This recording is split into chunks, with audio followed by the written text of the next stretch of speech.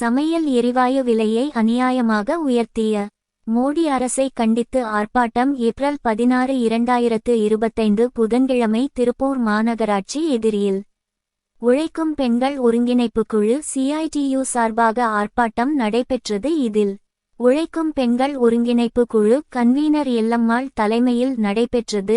K. Chitra, Valarmathi, Sajina மற்றும் K. Unni Krishnan, K. Rangaraj, GR Sampath, P. Balan உட்பட 50க்கும் மேற்பட்டோர் கலந்து கொண்டனர்.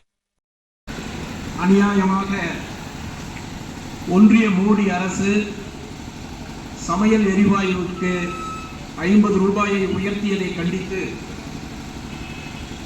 உழைக்கும் பெண்கள் ஒருங்கிணைப்பு குழு CITU சார்பில்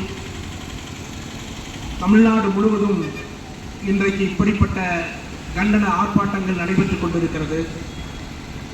திருப்பூரிலும் அத்தகைய ஆர்ப்பாட்டத்திற்கு தலைமை பொறுப்பை ஏற்றிருக்கிற மாவட்ட துணைத் தலைவரும் உழைக்கும் பெண்கள் ஒருங்கிணைப்பு குழுவினுடைய சோபா அவர்களே, பெரும் திரளாக இந்த ஆர்ப்பாட்டத்தில் பங்கெடுத்திருக்கிற தோழர்களே, தோழியர்களே, செவிமடுத்துக் கொண்டிருக்கிற வியாபார நண்பர்களே,